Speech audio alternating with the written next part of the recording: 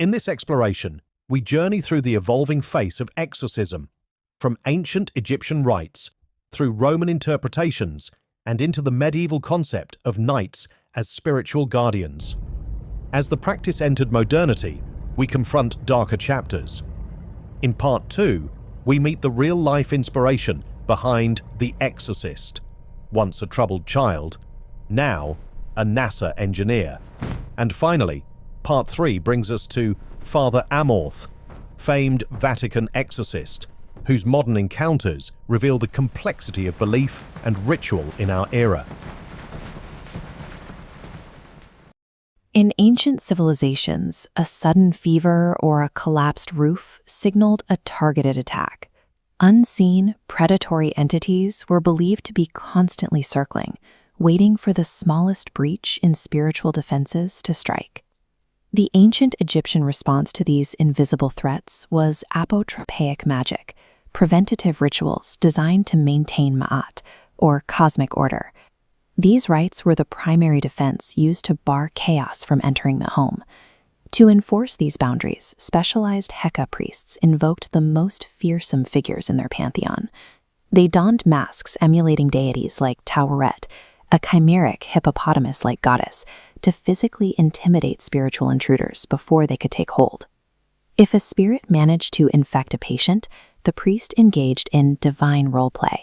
By reciting specific formulas, the priest conceptually transformed a vulnerable child into a god like Horus. The goal was to convince the demon it was attacking a divinity, triggering a retreat through fear of holy retribution. Egyptian exorcism functioned as a mechanism of theatrical deception. It treated evil as an external force that could be outmaneuvered or frightened away to restore the necessary balance of the home. In ancient Mesopotamia, this spiritual defense became a professionalized bureaucracy. Ritual experts known as the Ashibu operated out of royal courts and temples, following a highly structured diagnostic framework to identify supernatural afflictions. These experts performed the Maklu, or burning ritual, to neutralize malevolent forces. They combined materials like meteoric iron and animal hair into effigies, then destroyed these figures with fire to symbolically annihilate the witches or demons they represented. Mesopotamians used physical tools for containment, like this incantation bowl featuring a crude drawing of a bound demon. Buried upside down beneath the home, its spiraling Aramaic text acted as a spiritual maze to trap the entity permanently. By the time of the Roman Republic, the responsibility for exorcism shifted to the paterfamilias, the head of the household. During the annual Lemuria festival, the father was required to conduct a private midnight rite to protect his family from the restless dead. This Roman ritual involved the father spitting black beans over his shoulder as a ransom for his family, while the rest of the household violently clashed bronze pots together to drive the ghosts out of the house. From Egypt to Rome, these ancient rites were orderly negotiations to maintain a boundary. They operated on the belief that evil could be kept outside. However, as medical and religious authority began to consolidate, that boundary would soon collapse. By the High Middle Ages, as the Church consolidated medical authority, the nature of evil changed. Sin was viewed as a gateway, allowing the demonic to physically enter the body, turning human organs into the setting for a parasitic occupation. This shift created the role of the saintly warrior. Medieval saints were no longer mere intermediaries. They became combatants who hunted demons as they moved through the victim's physical body. Treated as literal foreign matter, this 13th century passional depicts a saint forcing a multi-headed demon to physically exit a man's mouth. Saints utilized holy relics, like a preserved tooth or blessed salt, placing them on the victim's head to physically torture the entity into retreating. Medical practice followed this visceral logic. In extreme cases, surgeons performed trephining, drilling into the patient's skull to provide a physical exit for the evil spirits believed to be trapped inside. As the fear of evil localized within the flesh, the remedies for possession devolved. The theatrical role-play of the ancient world was replaced by invasive physical interventions. This terror of physical occupation eventually spilled over into entire communities, as the belief in a tangible demonic presence made possession appear contagious. Outbreaks of mass hysteria followed, including lycanthropy and tarantism. Entire villages succumbed to the belief they had been transformed into beasts or were being forced to dance until they collapsed. When a society views evil as a physical contagion, the rite of exorcism is no longer a cure for the sick. It becomes a tool for a broader societal purge. This escalation culminated in the Inquisition, fueled by the 1487 publication of the Malleus Maleficarum, the Hammer of Witches. With the authority of this text, the rite of exorcism was weaponized. It transformed from a spiritual attempt to heal the individual into a state-sanctioned hunt for enemies of the faith, targeting the marginalized under the guise of extraction. Early modern courts treated demonic pacts and midnight Sabbaths as absolute legal facts. These dark fantasies provided the evidentiary basis for thousands of executions. The figure of the spiritual warrior became the inquisitor, an authority who used the rack and psychological torture to secure a demonic confession. The evolution of the rite reveals a dark irony. The practice originated as an ancient father spitting beans in the dark to protect his household. It ended as a state tribunal systematically breaking human bodies. The history of exorcism serves as a mirror for human fear. When a society becomes convinced that evil is a hidden physical contagion lurking among them, there is no limit to the brutal lengths they will go to cast it out.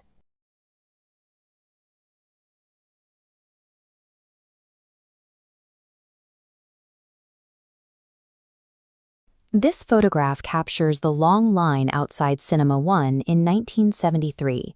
While the Hollywood film playing inside shaped the public's understanding of demonic possession, the documented events that inspired it involve details far more specific than the movie's fiction.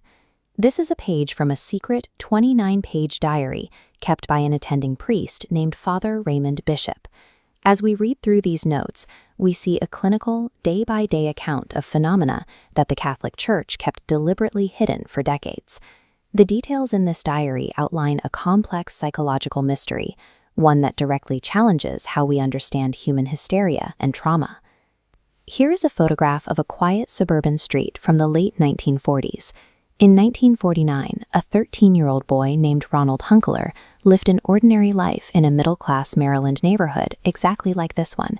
The disturbances began shortly after the death of his Aunt Harriet. Harriet was a practicing spiritualist, and she had recently taught Ronald how to use a Ouija board to contact the dead. Following her passing, strange occurrences plagued the home. The family reported unexplained dripping sounds, scratching behind the bedroom walls, and squeaking shoes pacing across the floorboards. The Hunklers systematically searched for a rational explanation. Pest control companies ripped up the floorboards but found nothing. Medical doctors and psychiatrists gave Ronald a clean bill of health, and their local Lutheran minister was completely at a loss. The failure of secular science and Protestant authority left the family with one desperate option, shifting Ronald's condition into a theological battleground. The physical manifestations rapidly escalated. Witnesses reported that Ronald's mattress began shaking, while heavy furniture and household objects levitated across his bedroom. This photograph shows a vintage trolley car in St. Louis. The family fled to this city after bloody scratches spontaneously appeared on Ronald's ribs, spelling out the word Louis, a sign his mother interpreted as a directive to seek help from their relatives in Missouri. This is a portrait of Father William S. Bowder.